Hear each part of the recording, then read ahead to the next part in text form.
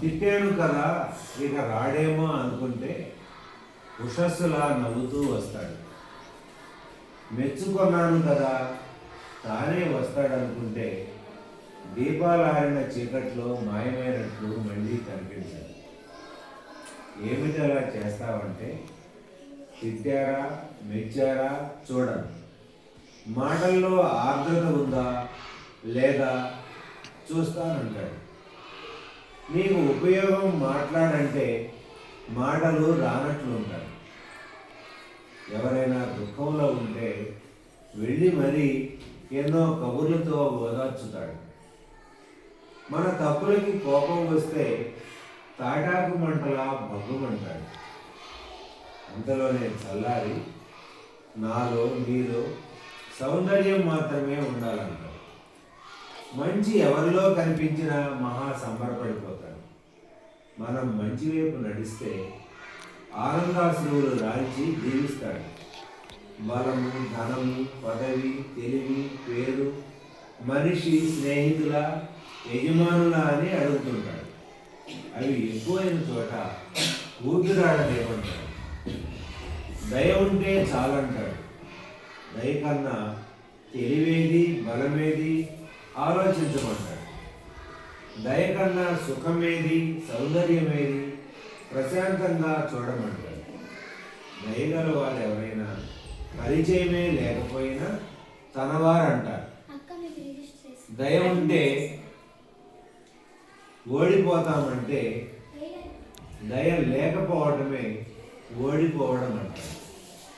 ఎక్కడ పోటీ మొదలైనా పోటీ గెలుస్తుంది, మనిషి ఓడిపోతాడంటారు. ఇతను ఏ లెక్కలకి అందరు లెక్కలు మానేస్తే అర్థమవుతానంటారు. ఏమిటో ఇతను అచ్చం మన అంతరాత్మలా మాట్లాడతాడు. ఏమిటో ఇతను మనం పోగొట్టుకున్న జీవితంలా ఉంటాడు.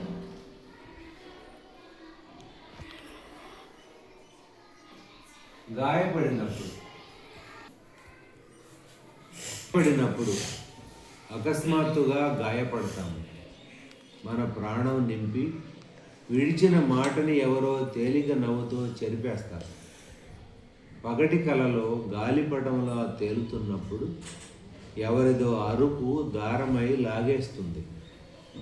కోనేటిలో నిదానంగా ఈదే చందమామకి రాయి తగిలి 1000 ముక్కలవుతుంది. మన ముఖాన్ని కలగంటున్న అద్దం పగిలి మనల్ని అన్ని వైపులా విసిరేస్తుంది. అప్పుడు ఎవరో మనల్ని చెరిపేసి మన స్థానంలో గాయాన్ని నిలబెడతారు. అప్పటి నుండి ఒక గాయం మన బదులు మాట్లాడుతుంది, తింటుంది, నిద్రపోతుంది. మనం నవ్వాల్సి వస్తే మన బదులు ఒక గాయం నవ్వుతుంది. గాయం గదిలో చేరి చిరునవ్వు కాంతినైనా ఆర్ద్ర వాక్యం వంటి శీతల పవనాన్నైనా తనలోనికి రానియకుండా తలుపును మూసేస్తుంది. స్వాతి చినుకు లాంటి గాయాన్ని స్వీకరించి ఆల్చిప్పలు మూసుకుంటాయి. జీవితం గది చుట్టూ దయగా, ఆతృతగా పచార్లు చేస్తూ ఉంటుంది. గాయం తపస్సు చేస్తున్నంత శ్రద్ధతో తనతో తాను యుద్ధం చేస్తుంది. పరీక్ష రాస్తున్నంత ఏకాగ్రతగా తనని తాను వ్యక్తం చేసుకుంటుంది. కాంతి నిండిన ఒక ఉదయం ఆల్చిప్పలు తలుపులు తెరుచుకుంటాయి. చినుకుతో పోరాడిన జీవి ఏదో చందమామలా బయటకు వచ్చి జీవితాన్ని కౌగిలించుకుంటుంది. మంచి మనిషి. మంచితనం మంచు పర్వతం లాంటిది. మంచి మనిషితో ఉన్నంతసేపు జీవితాగ్ని అణిగి చల్లబడినట్లుంటుంది. అతని తెల్లని కాంతి ప్రసరించి మనం శుభ్రమైనట్లుంటుంది. అతను మనలో ప్రతిఫలించి మనమే తానైనట్లుంటుంది. అతను వెళ్ళిపోయాక మనల్ని పోగొట్టుకున్న దిగులు ఏదో ఉక్కపోతలో ముసురుకొన్న వానలా చీకాకు పెడుతుంది.